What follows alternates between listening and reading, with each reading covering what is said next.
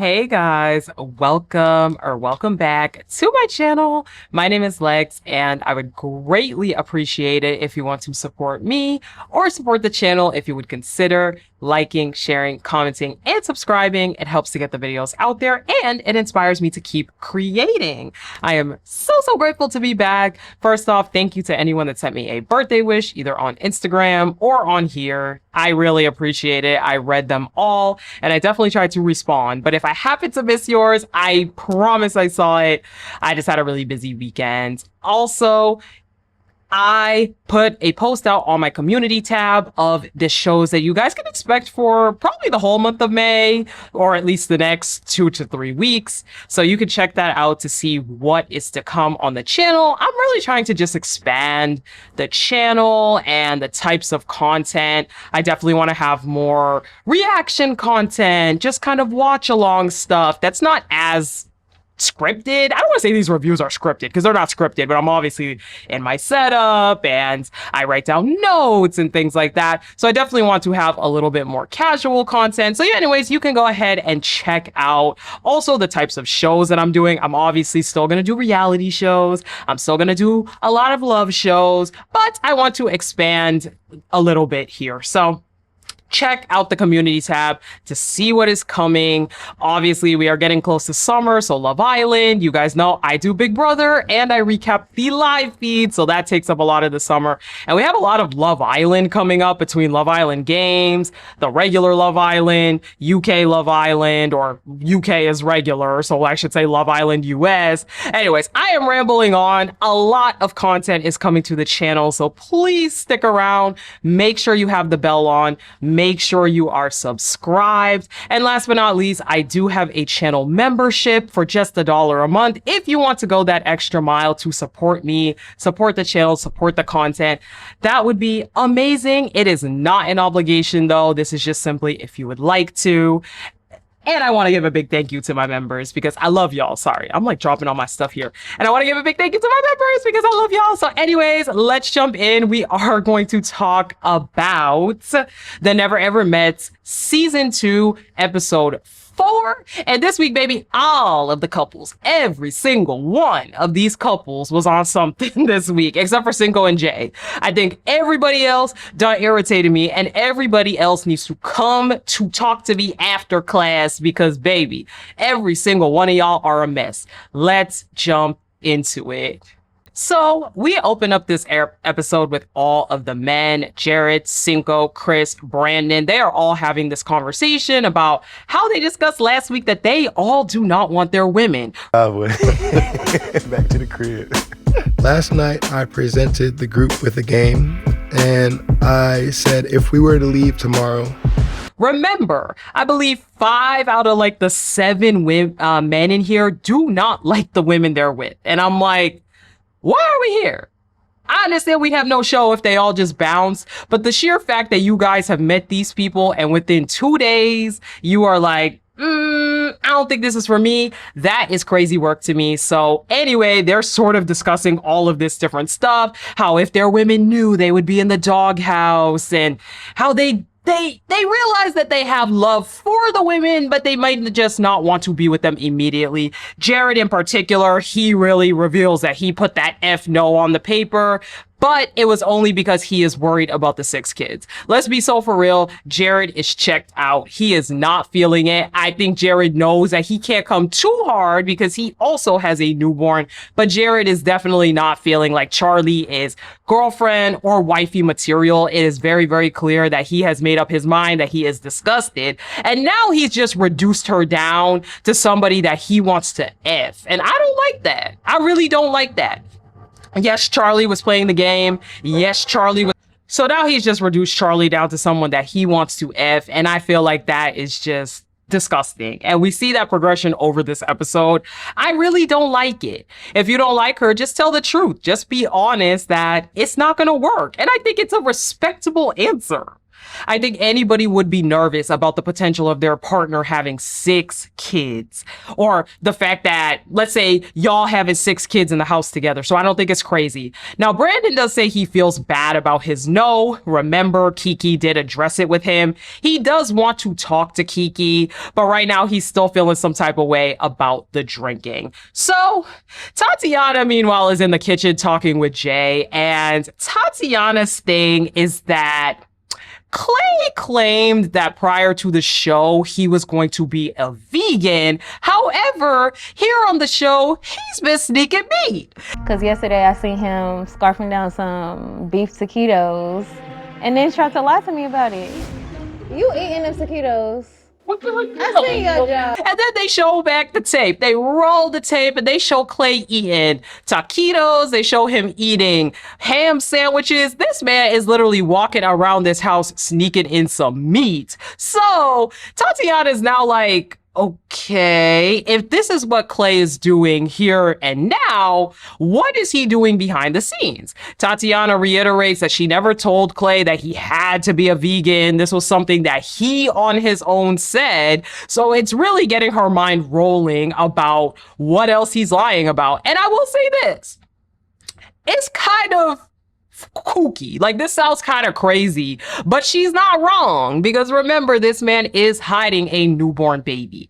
So I do understand that sometimes those little white lies can spiral into bigger lies. And I've been in situations where they would lie about something stupid. Oh, you know, where's my chapstick? And they accidentally threw it in the trash and they lie about it.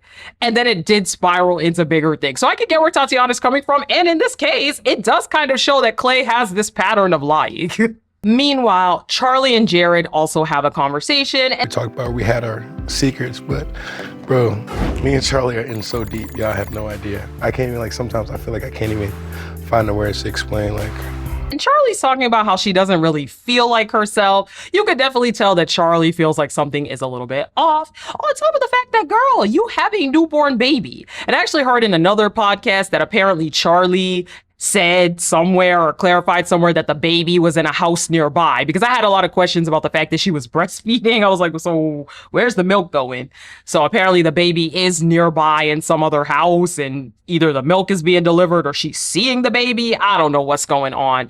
But for Jared, he does really feel guilty about saying that he did not want to be with Charli. Now that he's sober, he has realized that he has a lot of love for her. And for him, he starts to try to explain that he just doesn't have the words to describe their dynamic. Once again, another man who is lying through his teeth saying that, oh, I'm having all these regrets and I'm having all these concerns and I'm getting all these cold feet because I just love you so much and I don't know what to do.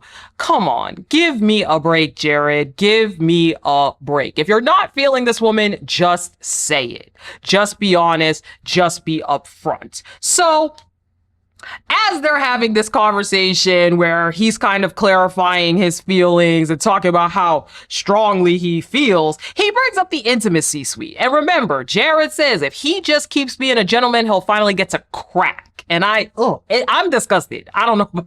I am absolutely disgusted. I hate the way he's talking about this woman. And I hate the way that he has degraded her down to just this, I don't know. I don't even know what words to use that are not degrading to women. So for me, I'm not feeling it whatsoever. He does bring up the intimacy suite and he says that he is waiting for her call, but whenever the time comes, he's gonna put it down. As soon as she gives the okay, he's gonna put it down. So Charli does say that she is ready. They talk a little bit about consent. She's like, do I have your consent whenever? He's like, whenever. You have my consent. Are you sure? Yeah, you have my consent whenever. And they do decide that they are going to go to the intimacy suite today.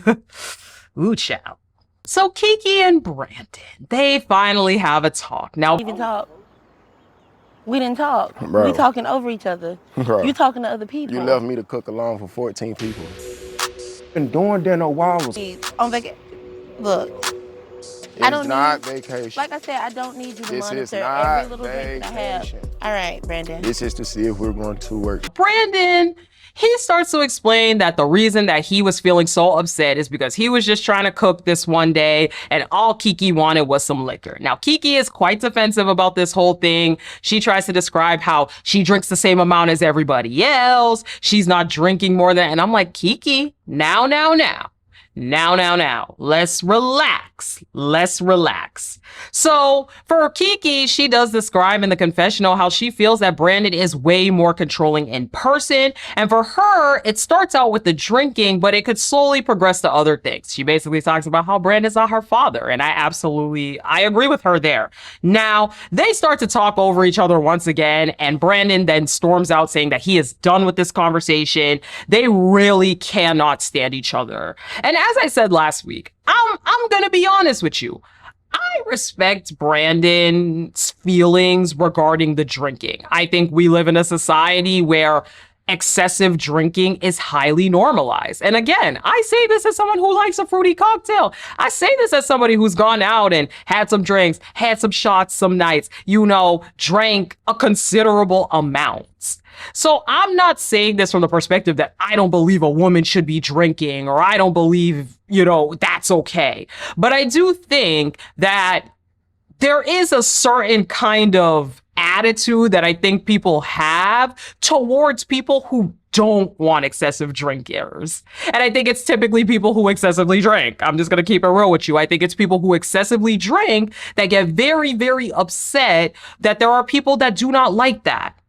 Now, where I don't really agree with Brandon is that, Brandon, you are not Kiki's father. You are not Kiki's caretaker, and you are definitely not Kiki's babysitter. I don't think that you should feel that you are the one that has to either A, control Kiki's drinking, or B, that she has to check in with you or get your approval to drink.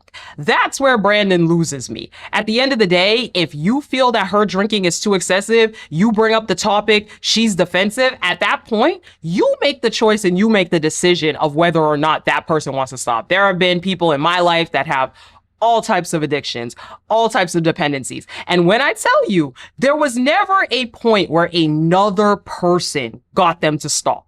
They had to be the one themselves to make that decision. And that's where I feel like they are. For Brandon, I think he has the right to say, hey, I don't necessarily want someone that drinks at this level. And he explains later in the episode that he's had family history of excessive drinking. So I can understand that if you have trauma, you might not want to see that and you might not want to be around that. But I think that it's not his responsibility to be micromanaging and microanalyzing everything she does, to be shaming her. That's not okay to be. So with these two, I'm gonna need them to either figure out a way that they can come to a consensus or decide that it's not going to work. After the conversation, Brandon goes inside and he starts venting to the entire house, and out comes Alicia saying, oh my gosh, this is draining. I came here to try to make it work. Yeah. And fight through every problem and situation we have. And Kiki, she want to come back at me. Don't do that. Like, for real. Brandon is talking about it with everybody. That's not cool. Kiki's outside. You can talk to her. Why are we making the kitchen the place that all this dissension is? Why don't you just go talk to Kiki? I don't want to be around this. All of you guys, your energy drains me, and that's why I stay in my room, because I did not come here for this. Now, obviously, Brandon is not trying to hear that. He gets real defensive. He says, why don't you worry about your relationship? Fix somebody else when your ain't even I'm not fixed. trying to fix anyone's relationship. I'm just saying, I felt like it right there. What I was trying to encourage you to do is to move your conversation. She came in here and said something to you, like... Yeah, just came in and everybody talking to each other, not talking to their significant other. I'll talk to her. That's my job. Why are you coming to my relationship and trying to tell me what to do when you need to worry about your stuff? Brandon proceeds to go to Irvin and say, hey, your girl, I'm just being honest, she's doing a little bit too much. I feel like she's speaking a lot on my relationship, and I feel like she should be more focused on y'all. So Irvin then goes over to Alicia and they start to get into this back and forth. I'm minding my business and then make a comment on business. Okay. I will say this. When I came inside from the pool, and I was like, why don't you just go talk to... And I want to be able to protect you, right? Yes. but I'm not gonna fight every little battle. Okay. Do you know what I'm saying? Like, stop agitating the problem. Just chill. Yeah, Take heed to your own words. I just have to pray for a moment because I'm... Emotions because you keep activating me. I'm just saying, moving forward, don't do it again. Just don't. Like, Don't talk to me like that. I'm not talking to you. Just don't. About how Alicia needs to keep it quiet and how she's in everyone's business. Once again, Irvin is on the negative. Immediately, Irvin is like, why are you always doing this? Why are you always up in people's business? Irvin just feels like Alicia has the worst attitude in the world. And I'm not saying that I think that Alicia has a good attitude, but Irvin is so bitter and upset that Alicia does not want to progress this relationship. And he's checked out. He doesn't care. The way he's talking to her is absolutely, it is given, I don't give an F about you. They go back and forth for a little while, and eventually Irvin is like, don't do that again, okay? They get to a point where they get to a consensus, and he's like, okay. She's like, okay, I see your point of view. I see your point of view. Why Irvin then afterwards is like, and make sure you don't do that again, because I want to be able to defend you, but I can't defend you if you're acting this way. And Alicia's like, don't talk to me like that. And I agreed with that. I was like, I don't know who Irvin thinks he's talking to. As I said, Irvin, he is definitely feeling some type of way at this point. He has definitely mentally resigned from the relationship with Alicia. And I don't blame him for that, because nothing about Alicia is giving that she likes this man. Nothing. Zero. But that does not mean that you have an all access pass to be flying off at the mouth, getting loud, getting rude. Let's simmer down there. And again, I feel like Irvin is very, very quick, because this is the second time in this house that we have seen Irvin agree with other people about Alicia.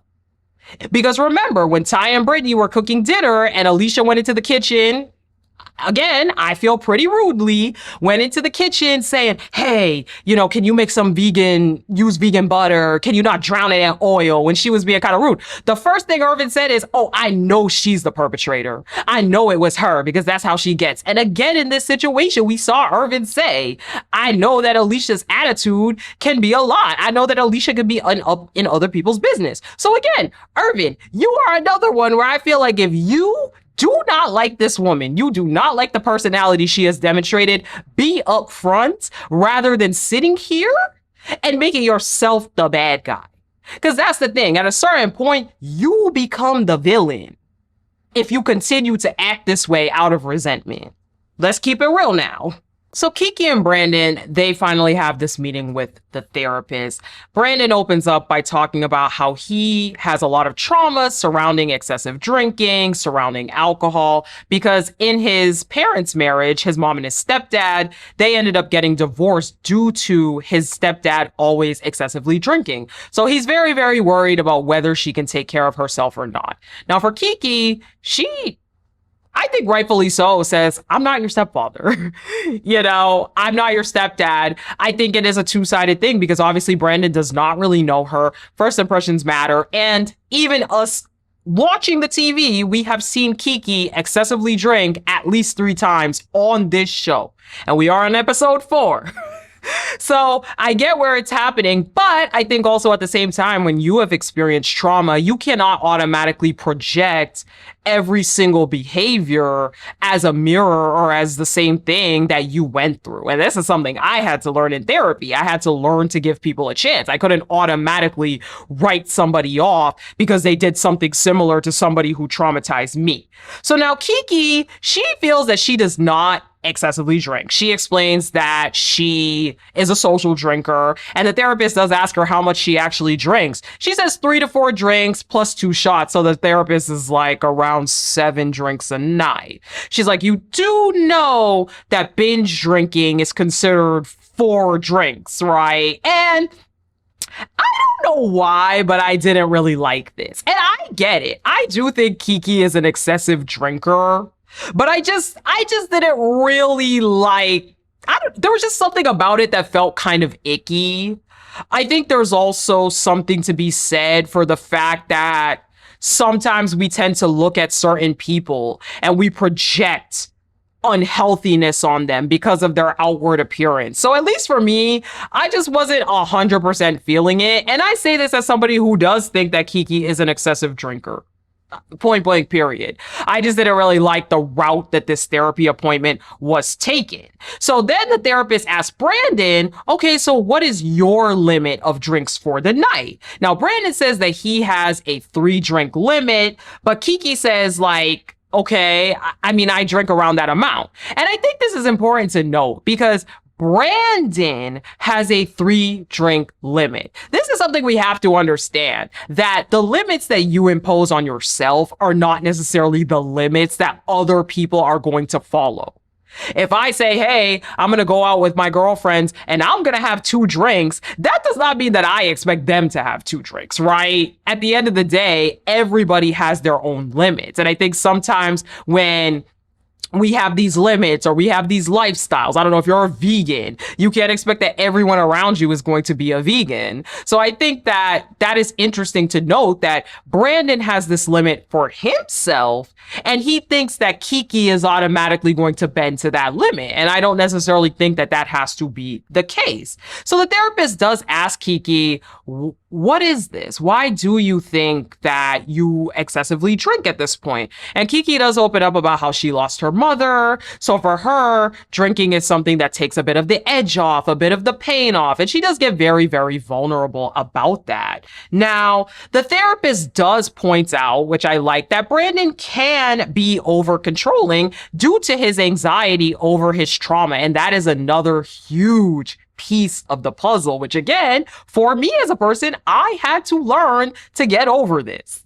I also, experienced trauma in my life surrounding certain things. And so I would want to micromanage people around me in the name of wellness. And it's like, I'm not your doctor. I'm not your life coach. I'm not your therapist. I'm not your anything. It's not my responsibility to ensure that you're good. I can talk to you from the level of somebody that cares, but when it comes to your actual behavior, I'm not going to be sitting here babysitting you, making you a schedule or making you a diet or telling you every day to stop doing something. Because that's just not the responsibility of a grown adult towards another grown adult. So the therapist does ask Brandon to leave and she's like, okay, Kiki, so tell me what's really going on because it's very clear that there's something else here that you're not saying and I want to know what it is. Me and my ex worked together for about 8 years and I'm still trying to heal from it and grow from it, but it's been difficult to start dating again in person, but there was some overlapping. When me and Brendan first started talking, me and my ex were still living together. Do you think you're gonna let him know, Brandon? So Kiki does open up more about feeling very, very lonely. She feels like they are not meshing. And then we get the tea. Kiki says that her ex-fiance that she was with for, 8 years was her first love. And she was with this guy. She felt like they were going to get married, but eventually the relationship dissolved. So the therapist is like, how long were you guys together? Or how long have you guys been broken up? She says 4 months. And she's like, well, I know the math ain't math. And I'm like, Kiki, the math is absolutely not mathing, Kiki. So please bring us back in. So Kiki does admit that when she and Brandon, there was some overlap. Let's just get it that way. There was some overlap between how long she's been talking to Brandon and how long she's been talking to the ex. Because she and the ex have technically only been broken up for 4 months. 4 months. And I'm like, Kiki, baby girl, now. Kiki does admit when she and Brandon first started talking, she was living with her ex. However, I feel like I remember in the intro scene, her admitting that she still lives with the ex.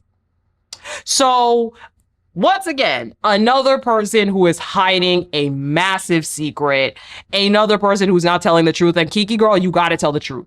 Especially if, in either case, you need to let this man know the truth.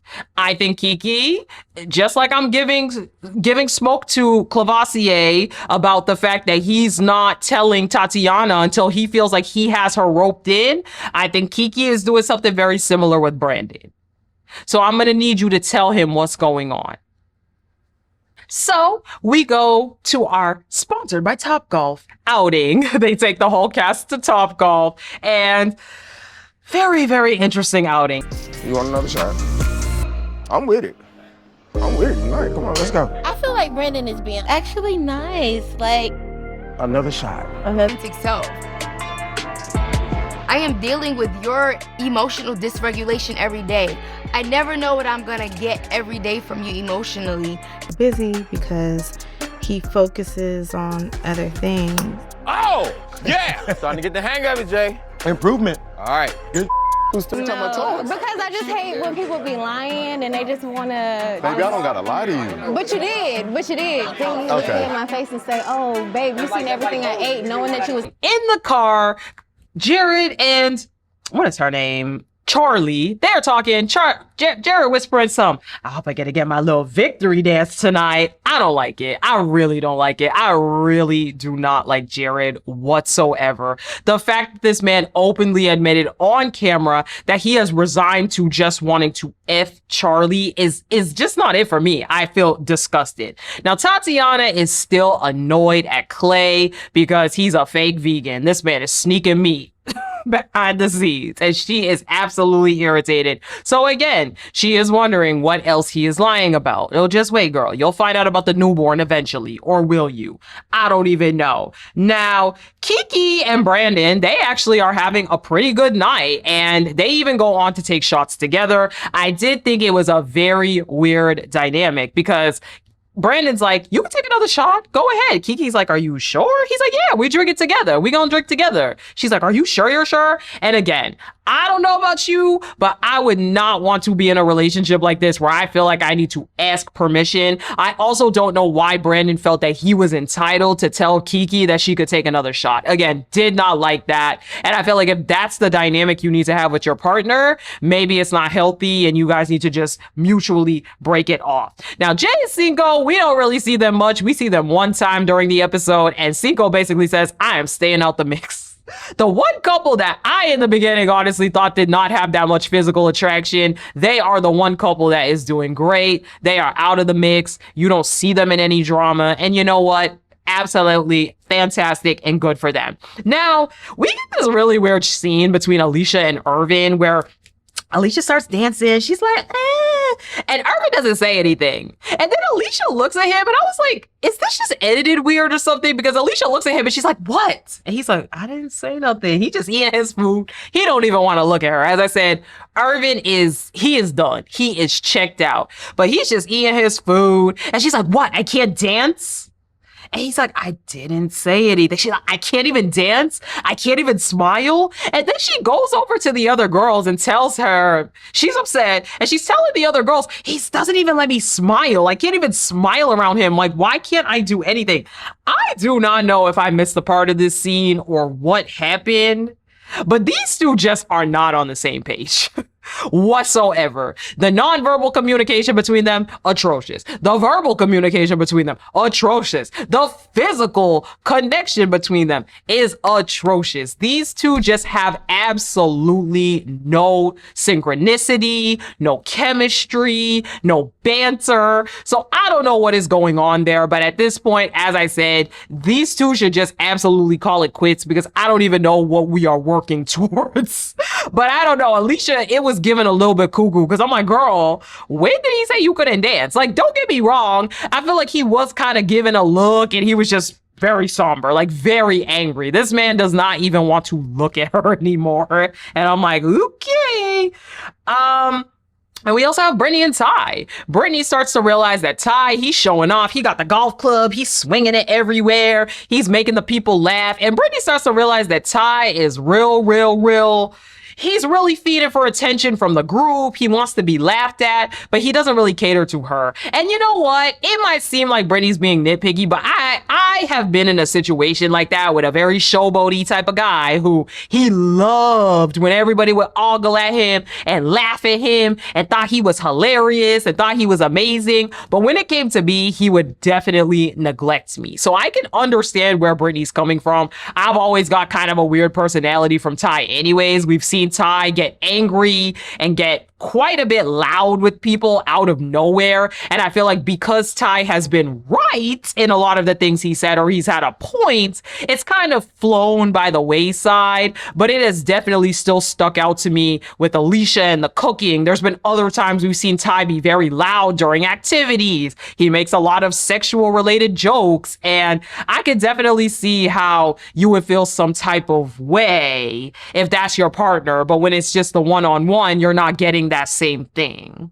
So Tatiana and Clay. Tatiana finally approaches Clay about being a fake vegan. Clay tries to be like, I can eat whatever I want. She's like, that's not the problem. The problem is not you eating whatever you want. It's the fact that you're lying to me. It's the fact that you told me one thing that you chose that I did not force on you, and now you're upset. So meanwhile, Cinco is over here and he's like, bro, listen, all she wants you to do is say sorry for eating the sandwich. Just say sorry, okay? Just say sorry that you snuck the sandwich and it can be done. Clay is continuing to go on, and Tatiana is also very, very upset. Again, her big thing is that she doesn't understand what else he's lying about. And remember last week, she overheard him saying something about, I don't know when to tell her, but she couldn't quite hear exactly what he said. So of course you're gonna be on edge. You're gonna have your ears perked up. When you already have 1 strike, 2 strikes, how many strikes are we going to have? So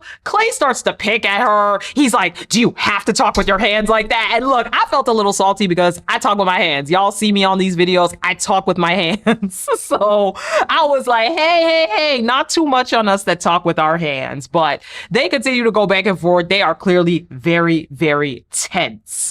So back home, Charli and Jared, they do go to the boom boom room. They close. All right. Oh, y'all gotta go. They start to notice the cameras all around, and then they cuddle in the bed. I think it's implied that they go all the way. Who knows? Alicia's in the women's bathroom talking about how crazy it is that Irvin called her weird. And once again, I don't know if I misinterpreted this scene, but after Alicia started getting weird, I don't know if she expected a reaction from Irvin when she was dancing. I don't know if she expected him to laugh. And don't get me wrong, like I said, he was definitely sitting there. It was very, very clear he did not want to talk to her. And so when she was like, oh, why are you judging me for dancing? Basically, he's like, this is weird. Like, you're weird. And again, you could just tell he was very angry. The demeanor is not pleasant from Irvin to Alicia, but neither is Alicia's to Irvin. So for me, I interpreted it that way, but Alicia ran to the women telling them that he called her weird for dancing. And I'm like, girl, I don't know that that's what actually happened. I don't know that that is what happened. The two of y'all are an absolute train wreck and an absolute mess. Let's be for real. Alicia, you don't feel anything for this man, okay? You saw him in person. You are not feeling what you saw. Irvin, you are salty and mad that Alicia is not feeling you like that. And hey, that's respectable. That's understandable. It's irritating. You may even feel like she's making excuses using her autoimmune disorder and all of these other different things. And you're upset that she's not being upfront with you. You both are resentful of each other, being very passive aggressive and things as such. Now, Alicia does say in the confessional that she fell for Irvin's compassion and his heart over the phone, but in person, he's completely different. And in reality, y'all, in person, you just don't like each other. So next morning, Tatiana and Clay, they are making breakfast. Now, Clay does go on and apologize. He does admit that he did sneak some meat. I just can't believe this whole fight is about him sneaking some ham sandwiches. Ciao. But he does apologize, and he does say that he was not intentionally trying to lie to her. For Tatiana, she does decide to let it go for now because she realizes that maybe Clay didn't fully grasp what she was actually upset about. But Clay does remind us in the confessional that he still has to admit his 2-month-old. Yeah, Clay. So everyone is in the pool, and Ty is being mad loud over there. He's talking about something, take us to the boom boom room, take us to the boom boom room. And Brittany is very turned off. And again, this is not the first time we have seen Ty make sex-related jokes or say things like, yeah, we gonna do it, things like that. So for Brittany, she is feeling very, very turned off. She brings up again how on the phone, Ty was saying he was gonna be an alpha male, he was gonna cater to her, he was gonna to cook for her. And since they've been here, he's cooked for the whole house. They've cooked together, but he's never actually cooked for her or done a lot of the things she says. And again, Brittany's biggest problem is that Ty loves to show off for the crowd, but he doesn't really pay attention to her. And I get that vibe off Ty. I really do. I really do. In addition to the fact that I don't like how loud Ty gets. Ty gets very, very loud, very, very quickly. And I just don't like that demeanor on a man personally. That's not really for me. So Brittany, once again, he thinks that he's just trying to impress. He's dressing to impress. And she asks him for a drink. She's like, hey, can you get me a drink? And he says he's going to get the drink afterwards. I'm like, no, we're not going to the boom boom room. And stop making everything seem like something sexual is happening. Well, that's what they do. And I'm noticing that I'm not a priority.